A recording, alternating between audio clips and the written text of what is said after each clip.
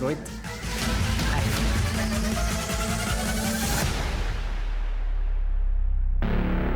हाय। ये मेरी फ्रेंड है काजल। हाय काजल। हाय, मैं आपकी बहुत बड़ी फैन हूँ। Thank you so much. So Dheeraj, she is your normal friend और स्पेशल फ्रेंड? स्पेशल फ्रेंड मतलब मेरी गर्लफ्रेंड है भाई। I thought so.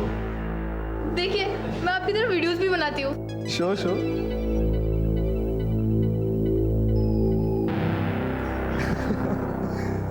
Good, good. The videos are really nice. You like them? Why don't we do one thing? हम एक video साथ में बनाएंगे।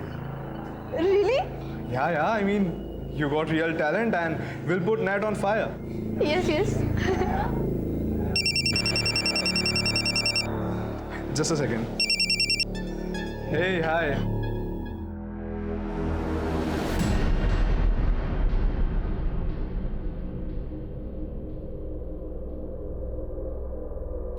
क्या हुआ? सब ठीक है ना? No, I'm fine. अच्छा, I'll leave. I'll see you guys later. Bye bye.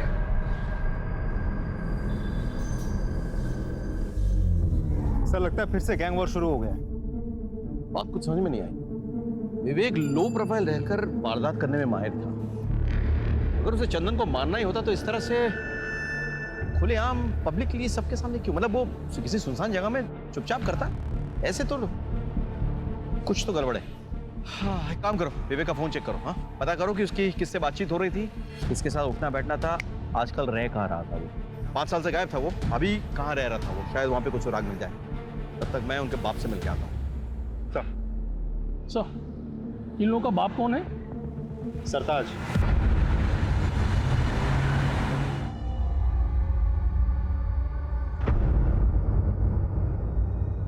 सरकार, आप?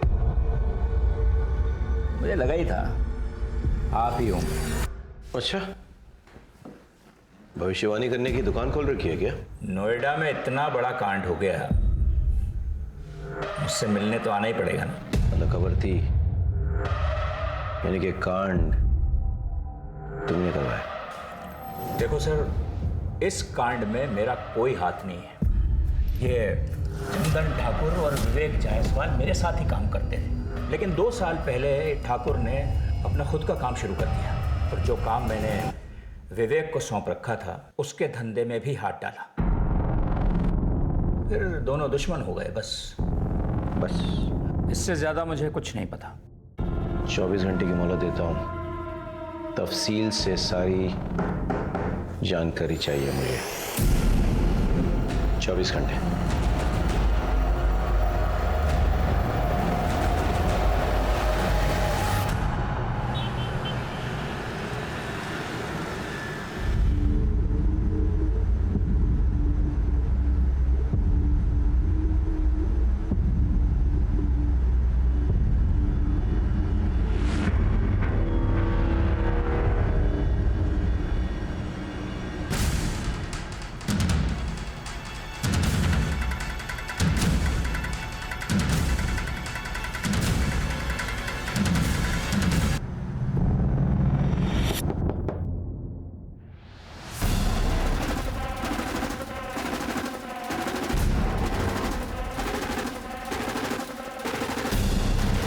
अब तेरा मर्द बनने का टाइम आ गया है। ये पकड़। अरे मर्दानगी मुबारक हो।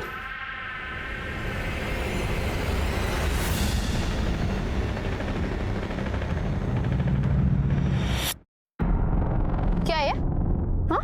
अरे तू भी यार कुछ भी। अगले महीने क्या है, दिवाली है ना, तो दीदी अपने बच्चों के साथ घर आई हुई है। और अम्मा ने अपने भांजों के लिए कुछ खिलौना खरीदने के लिए गया है, तो बस वही हमने यही खरीदा है। मैं तो डरा ही दिया था। एक सेकंड, तुझे क्या लगा ये असली है? हाँ। हम कोई गैंगस्टर बनने वाले हैं क्या? वो धीरे बोल, कोई सुन लेगा। हाँ तो हम किसी से डरते हैं क्या? नोएडा के होने वाले बादशाह हम क्या? बात। हाँ। जवानी की दहलीज पर कदम रख रहे धीरज के हाथों में जानलेवा हथियार देकर क्या उसे भी गुमराह किया जा रहा था, या फिर धीरज खुद जानबूझकर गुनाह के दलदल में अपने पांव रखने जा रहा था? उसके मन में पिस्तौल की मदद से अपनी मर्दानगी साबित करने की ख्वाहिश क्यों और कहां से आई? और अभी अभी घटी घटना का 17 साल के धीरज से क्या वास्ता था?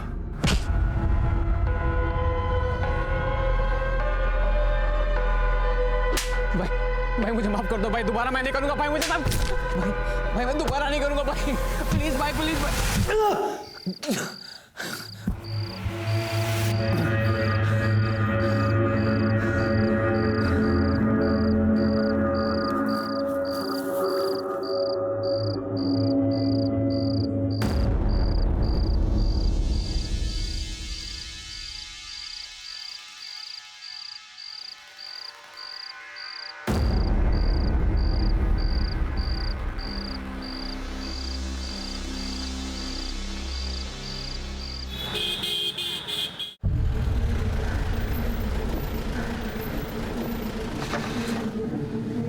सर, विवेक जायसवाल के कॉल रिकॉर्ड्स। नोएडा सेक्टर 37 में रहता था विवेक जायसवाल? जी सर, कॉल रिकॉर्ड्स के मुताबिक पिछले 4-5 दिनों से रात भर उसके मोबाइल का लोकेशन वहीं का दिखा रहा है। पता करो वो किसके साथ रहता था, क्या क्या करता था। हाँ,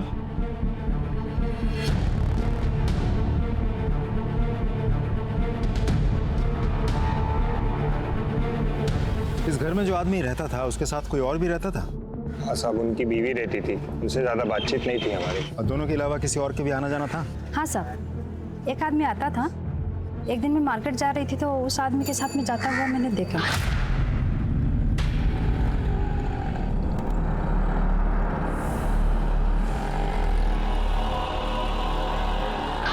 आप उस आदमी का स्केच बनवा सकती हैं? हाँ जी साहब। ठीक, हम एक स्केच आर्टिस्ट को बुलाते हैं, आप उस आदमी का हुलिया उसे बता देना। हाँ जी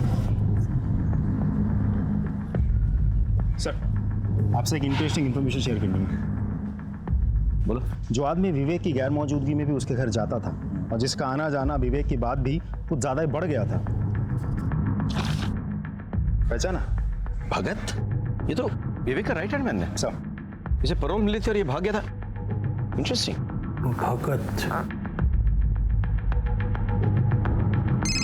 एक मिनट।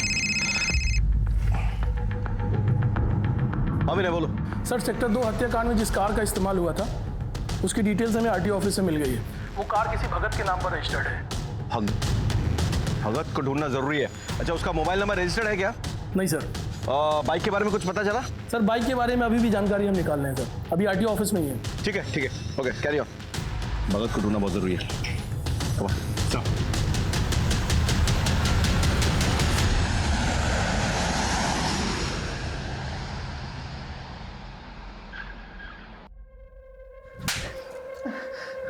ये सब हुआ कैसे और तू कहां मर गया था तब? माफ कर दे दीदी। देख भगत, माफी तुझे सिर्फ तब मिलेगी जब ये पूरे का पूरा केस बिना सबूत के सॉर्ट आउट हो जाएगा। और ये दूसरा थप्पड़ इसलिए ताकि तुझे याद रहे कि ये पूरा मैटर फटाफट रफा दफा करना है, वरना तेरी खैर नहीं, समझा तू? चल निकल यहां से, माफी का बच्चा। मैं गोवा रिटर्न जा रही हूँ, एक फ्लाइट की टिकट कराओ फटाफट। सर, सेक्टर 2 हत्याकांड में जिस बाइक का इस्तेमाल हुआ था उसकी डिटेल्स मिल गई है। एक मुकेश नाम का बंदा है सर, बाइक उसी के नाम रजिस्टर्ड है। मुकेश को बाहर बिठा कर रखा है। भेजिए उनको। सर।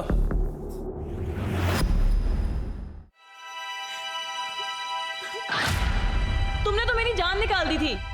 जान तो मैं तुम्हारी अब निकालूंगा, पूरे 3 महीने की कसर जो पूरी करनी है।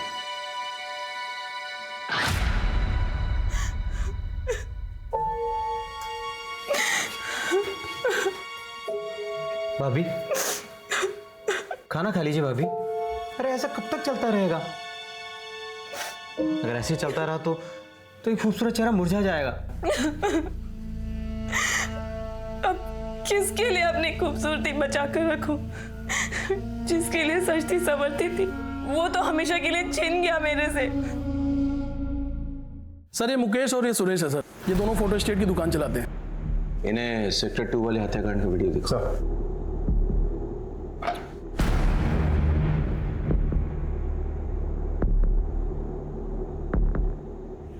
इस बाइक को पहचानते हो? जी, ये तो मेरी बाइक है और हेलमेट भी मेरा ही है। और हेलमेट के अंदर? सर, मैं नहीं हूँ। तुम नहीं हो तो फिर तुम हो? नहीं सर, भगवान कसम, मुझे तो बाइक चलानी भी नहीं आती सर। तो फिर कौन है? तो ये ना बोल। नहीं साहब, मुझे स्लिप डिस्क है, बाइक चलाने से दर्द बढ़ता है और सुरेश को तो बाइक चलाना आता ही नहीं, तो मैंने बाइक अपने दोस्त को दी थी। अच्छा, तो तुम्हारे गैंग में एक और मेंबर है? हमारी कोई गैंग नहीं है सर। अच्छा चल, कोई गैंग नहीं है, दोस्त है। कौन है दोस्त? रोहित। तो रोहित ने गोली चलाई? नहीं सर, रोहित से तो ये छोटा लग रहा है, और वैसे भी sir Rohit social media star है, सब यंग लड़के लड़कियां उसे जानते हैं। ये फोटो देख, जानता है इसे? हाँ, ये तो हमारे शॉप पे आते थे फोटो स्टेट कराने। क्या बात है सर जी, आप कब आ गए? बस कुछ दिन पहले। कैसा हीरो? बस मस्त भैया, आपका आशीर्वाद है।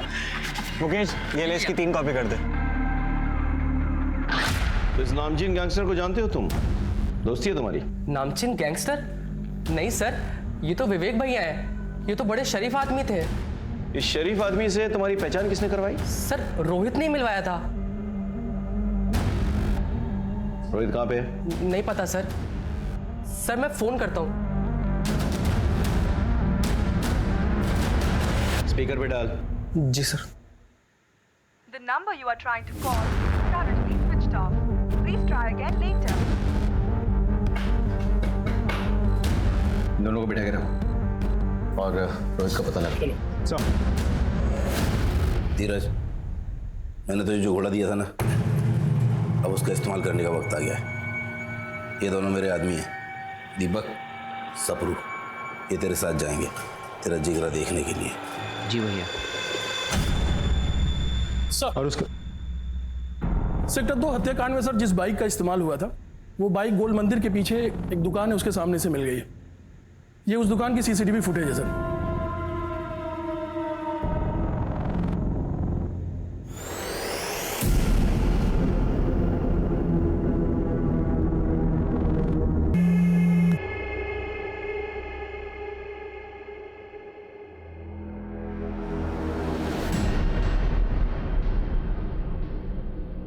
हेलो।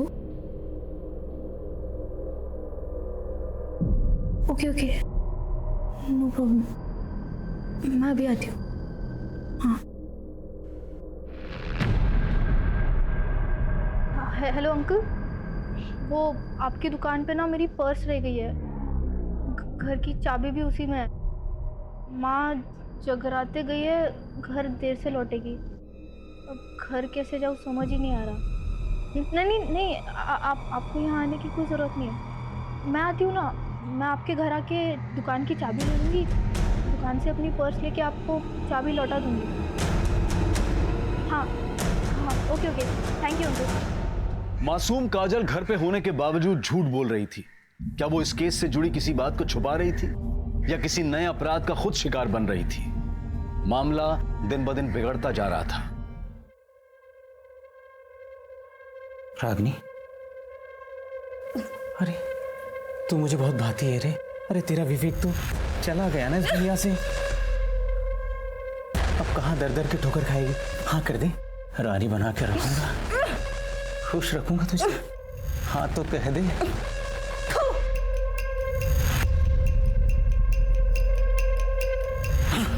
सारा मूड खराब कर दिया।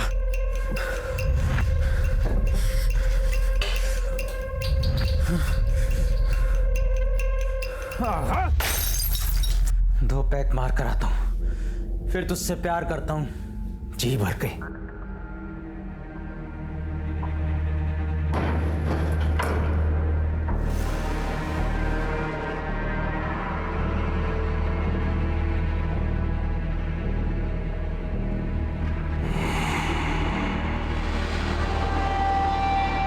काजल कितने सारे मिस कॉल्स।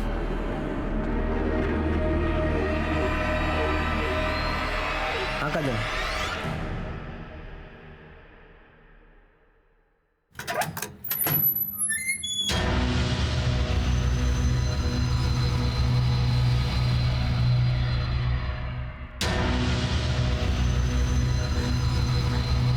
मेरे पास मत आना, वरना मैं अपनी जान ले लूंगी। चलो खोलो।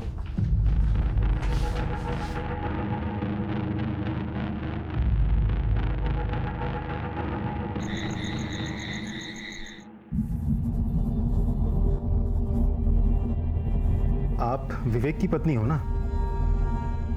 जी। किसने बांध के रखा था आपको ऐसे यहाँ? भगत ने। विवेक के मर्डर के बाद मैं बहुत घबरा गई थी। भगत मुझे बहला फुसला कर यहाँ लाया और मेरे साथ जबरदस्ती करने लगा। अरे आपके चाहने वाले अभी भी बहुत हैं। मैं हूं ना। जब मैंने उसे रोका तो उसने मुझे यहाँ बांध के रख दिया। आप चंदन ठाकुर को जानती हैं? जी। चंदन ठाकुर और विवेक के बीच में क्या दुश्मनी थी? चंदन ठाकुर एक बार हमारे घर आया था। विवेक! चले किधर? ये जाओ उधर। विवेक! कौन है आप लोग? अरे बाहर निकल! ये घर में कैसे घुसा है? बाहर निकलिए, चलिए बाहर निकलिए। विवेक कहाँ है? आप लोग पहले घर से बाहर निकलिए। तेरे से जितना पूछ रहे उतना जवाब दे। विवेक कहाँ है? वो इस वक्त घर पे नहीं है, आप लोग घर से बाहर निकलिए फौरन। विवेक के साथ फेरे क्या पड़े? बहुत जुबान चलने लगी तेरी। हाँ? देखो, अपनी औकात में रह, समझी? बदतमीजी से बात मत करो मुझसे। बदतमीजी? ये ले, क्या करी बोल? बदतमीजी मत करो मुझसे। बदतमीजी तो अब बताता हूँ तुझे क्या बोली। इसे कहते हैं बदतमीजी, समझी? और विवेक आए तो कह देना कि तेरे तो कपड़े फाड़े हैं, उसे पूरा चीर दूंगा, समझी? जब मैंने विवेक को सारी बातें बताई तो विवेक चंदन पे बहुत गुस्सा हुए थे। चंदन ठाकुर ने तेरे साथ बदतमीजी की है ना, उसे मैं तेरे सामने घसीट कर लेकर आऊंगा। तेरे पैरों पे गिर के वो नाक रगड़ के माफी मांगेगा। विवेक मुझसे बहुत प्यार करते थे। वो तो बस यही चाहते थे कि चंदन को मेरे सामने लेकर आए। चिंता मत करो, चंदन का मर्डर करके मैं एक और गैंग वॉर नहीं शुरू करूंगा, लेकिन उसको उसके किए की सजा मिलनी चाहिए, तभी मेरे मन को शांति मिलेगी। तुम सच कह रहे हो ना? तुम्हारी कसम। I am pregnant. क्या? ये बात तुमने मुझे पहले क्यों नहीं बताई? मैं बस यूं गया और यूं आया। तुम फिक्र मत करो, चंदन ठाकुर पहले तुमसे माफी मांगेगा, फिर हम सेलिब्रेट करेंगे।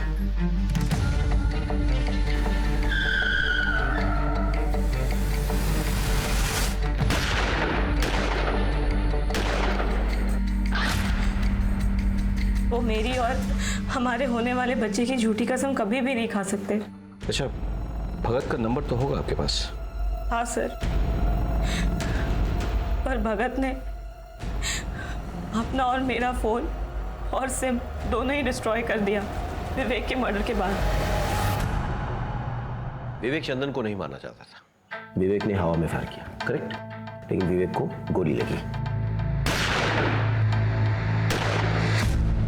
भैया! गोली किसने लगाई? हमारे पेट्रोलिंग कांस्टेबल। फिर ये दूसरा बंदा है, इसने चंदन को गोली मार दी और उसके बाद ये विवेक को यहाँ से लेके जाने की कोशिश कर रहा था, लेकिन भगत ने आके इसके कान में कुछ फुसफुसाया। पता नहीं क्या था, शायद ये कहा कि विवेक मर चुका है, लेट्स एस्केप। जो भी है, कुछ गड़बड़ है, समझ रहे हो? इस कांस्टेबल से बात करनी होगी और भगत का पता लगाना होगा, क्योंकि वो जानता है कि ये बंदा। सर, एक इंफॉर्मेशन मिली है सर। रोहित ने अपना फोन थोड़ी देर के लिए स्विच ऑन करके किसी काजल नाम की लड़की को फोन किया और उसके बाद से उसका मोबाइल स्विच ऑफ हो गया। कहाँ रहती है काजल? रोहित तो सोशल मीडिया स्टार है। Hey, hi fam, this is your Rohit and today we are going to perform bench press. ये भाई कम ऑन। आइडल है वो मेरा।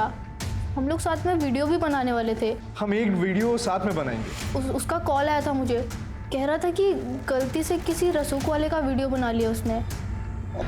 आइए देखते हैं। सर, सेक्टर 2 शूटआउट में भगत शामिल था। रागिनी को बंधक भी भगत नहीं बनाया था। सर, मुझे तो लगता है रोहित का मर्डर भी भगत नहीं किया होगा।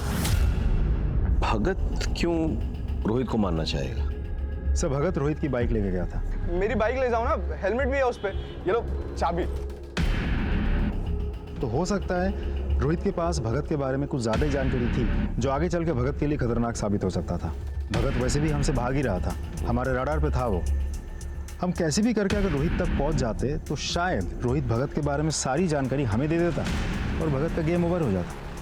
अच्छा, ये सेक्टर 2 शूटआउट में जो कांस्टेबल इन्वॉल्व था वो कब आ रहा मिलने? सर, वो कल सुबह पुलिस स्टेशन आ रहा है। तो चंदन ठाकुर ने मुझे 2 लाख रुपए देने का वादा किया कि जब विवेक उसे किडनैप करने आएगा तो मैं उसे मार दूं। और सर, जब वो विवेक उसे किडनैप करने आया, उसने पहले हवा में फायर किया और मैंने मौका पाते ही विवेक पे गोलियां दाग दी भैया, और ऑन द स्पॉट मर गया। मगर ये मदन गड़बड़ कर गया।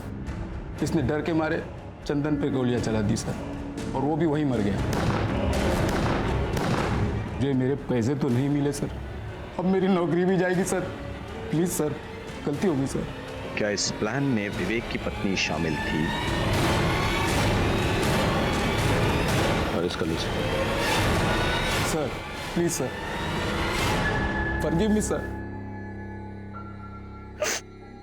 रागिनी जी, जब भगत आपको यहाँ से ले गया और बंधक बना के रखा, तब उसकी बातों या चाल से आपको कुछ अंदाजा हुआ कि वो कहाँ जाने वाला था, किससे मिलने वाला था, क्या करने वाला था?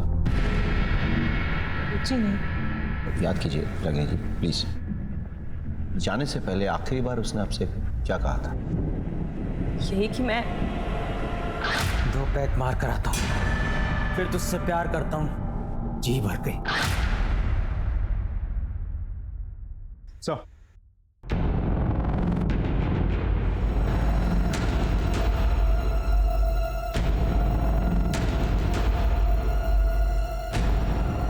इस आदमी को देखा है?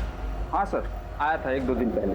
सर, जब लास्ट टाइम आया था तो पैग मारा और फिर यहाँ से चला गया। फिर वापस सर आया तो बोला कि मोबाइल मेरा खो गया, अर्जेंट कॉल करनी है। फिर मेरे ही सर मोबाइल से कॉल किया और एक गाड़ी आई, फिर उसने बैठ कर चला गया। कौन से नंबर पे फ़ोन किया था? और एक्चुअली क्या है कि नंबर तो बहुत आते रहते हैं, नंबर याद नहीं है। ध्यान से देखिए, क्या पता नंबर मिल जाए। तो सॉरी, डिलीट हो गया सर। कोई बात नहीं, मुझे आपका नंबर मिल सकता है? Sure sir. Hello, sub inspector Abhishek Tripathi बोल रहा हूँ। मैं आपको एक नंबर भेज रहा हूँ, उस नंबर के पिछले 1 हफ्ते की कॉल डिटेल्स चाहिए मुझे। सर, बार मैनेजर की कॉल रिकॉर्ड्स आ गई है। भगत ने उसके नंबर से जिस नंबर पर कॉल किया था, वो नंबर किसी मनोज शास्त्री के नाम पर रजिस्टर्ड है। मनोज शास्त्री? सर, ये नंबर आपका है? जी सर, ये नंबर मेरे नाम पे है, पर मेरे पास नहीं है। तो फिर किसके पास है? दरअसल वो नंबर मैंने अपने बड़े भाई को दिया है। बड़े भाई? कौन बड़े भाई?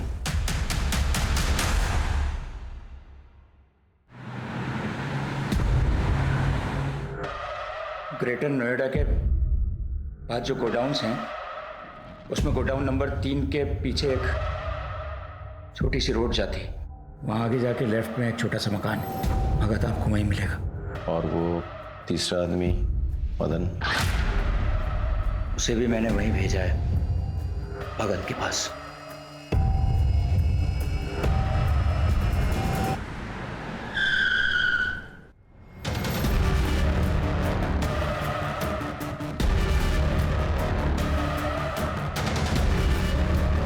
ए भगत, पुलिस! सर, वो रहे। विभाग! रुक रुक रुक रुक रुक।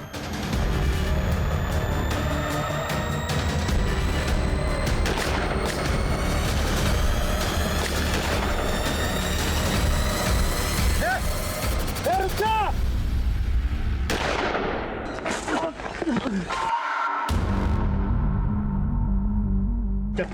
चल क्यों किया ऐसा? ऐसा क्यों किया तूने? बोल बोल, क्यों किया तूने ऐसा? बताता हूँ साहब। ठाकुर ने मुझे अपनी तरफ मिला लिया था। विवेक भैया की गर्लफ्रेंड नंदिता मैडम को भी मैंने इस प्लान में शामिल कर लिया था। उनके कहने पर ही विवेक भैया गोवा से नोएडा अपनी पत्नी से मिलने आए और हमने ठाकुर को किडनैप करने का प्लान बनाया। ठाकुर को किडनैप करके माफी मंगवाना हमारा मकसद नहीं था साहब। हम तो चाहते थे कि इस गहमा गहमी में विवेक भैया फंस जाएं और हम कांस्टेबल असद के हाथों उन्हें मरवा दें। लेकिन मदन ने ठाकुर को मार दिया।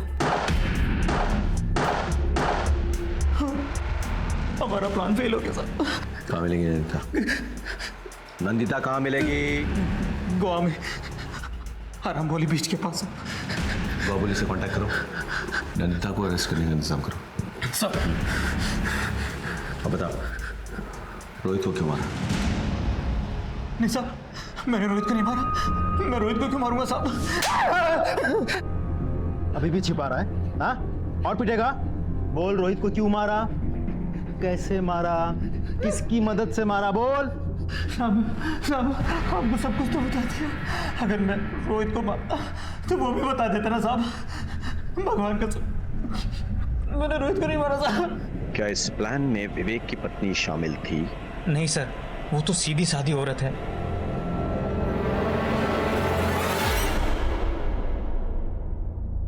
मुझे तो लगा था कि विवेक सिर्फ मुझसे प्यार करते हैं, लेकिन वो,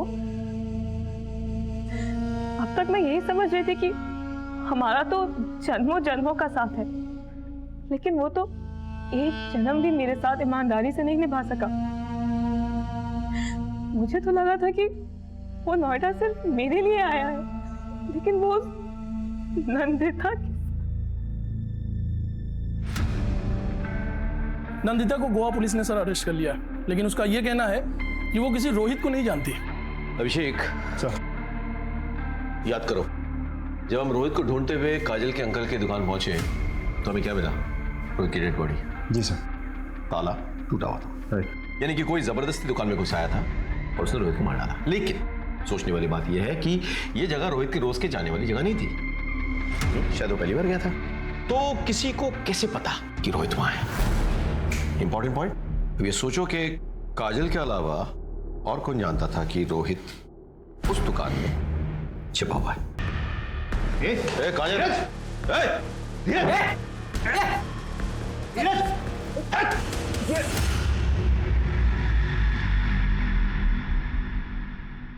सर मैं सच बताता हूँ, मुझे माफ कर दीजिए सर। मैं बस दबंग बनना चाहता था। क्यों? क्योंकि गली मोहल्ले में आते जाते लोग मुझे परेशान करते थे सर, मेरा मजाक उड़ाते थे, मुझे मारते थे सर, पर मैं कुछ नहीं कर पाता था। फिर मैंने एक दिन मनदीप भैया को देखा, लोगों ने सलाम दुआ कर रहे थे, उनके पैर छू रहे थे। मैंने सोचा मुझे भी ऐसी इज्जत चाहिए, इसलिए मैंने उनसे दोस्ती कर ली। अपनी काबिलियत और मर्दानगी साबित करने के लिए उन्होंने मुझे रोहित को मारने का काम दिया। इसे जानता है? नहीं भैया। इसे मारना है, इसे ढूंढ और जैसे ही दिखे मुझे खबर कर। इत्तेफाक से रोहित को मेरी गर्लफ्रेंड काजल ने उसके अंकल की दुकान पर छुपा कर रखा था। धीरज, पता है आज क्या हुआ? क्या हुआ? वो सोशल मीडिया स्टार है ना रोहित, तुम्हारा दोस्त, उसका कॉल आया था मुझे, मुझसे हेल्प मांग रहा था। उसे ना एक रात के लिए छिपने की जगह चाहिए थी, मैंने उसे छिपा दिया अपनी अंकल की दुकान पे। मैं गया वहां पे, मैंने दुकान का ताला तोड़ दिया। धीरज तू? और मैंने रोहित को गोलियों से मार दी। ये क्या?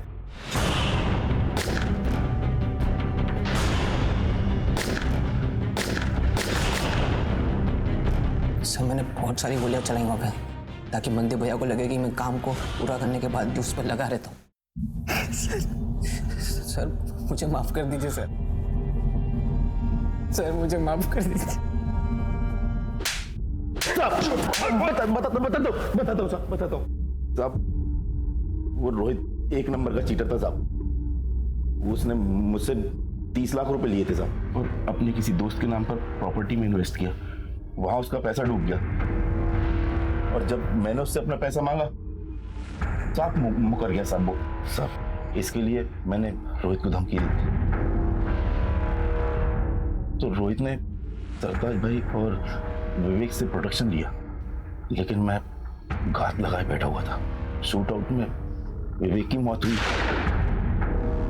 फिर उसे बचाने वाला कोई नहीं था साहब। और धीरज भी काफी दिनों से मेरे पीछे पड़ा हुआ था कि मुझे दबंग बनना है। मैंने सोचा कि जब पराई लाठी से सांप मरता है तो अपनी लाठी का इस्तेमाल करने की क्या जरूरत। तब मैंने धीरज को बोल दिया कि तू मार दे रोहित को। तुझे तो मैं ऐसी सजा दिलवाऊंगा, कोई भी कमीना कभी भी मासूमों को अपराध के राह पर डालने से पहले 10 बार सोचेगा। यहाँ से। आमतौर पर आपराधिक जीवन की शुरुआत कच्ची उम्र में होती है। फिल्मों और दूसरे माध्यमों में जिस तरह से दबंग, डॉन्स और गैंगस्टर्स को ग्लैमरस रूप में परोसा जाता है, उसका गहरा असर कच्ची उम्र के बच्चों पर पड़ता है। धीरज के साथ भी यही हुआ था। काश उसकी मां अपने लाडले की चाल ढाल में आए बदलाव को समझकर उसे रोक पाती, तो आज धीरज गुनहगार नहीं बनता। वहीं दूसरी तरफ सोशल मीडिया स्टार रोहित ने पहले तो पेशेवर अपराधियों से 30 लाख रुपए लिए, और जब उसे लौटाने का मौका आया तो उसने एक दूसरे बड़े डॉन से लेनदारों के खिलाफ प्रोटेक्शन ले लिया, बिना ये सोचे समझे कि ये गैंगस्टर्स और ये सो कॉल्ड डॉन्स जब खुद अपने आप को हमेशा के लिए कानून से नहीं बचाकर रख सकते हैं तो किसी और की सुरक्षा क्या करेंगे। और अंत में वही हुआ। रोहित, धीरज और मनदीप के गुंडों की गोलियों का निशाना बना। अपने घरों में अपने बच्चों की संगत पर नजर रखें, उनके चाल चलन में आ रहे बदलाव को अनदेखा ना करें, और अपने घर में, अपने समाज में ऐसा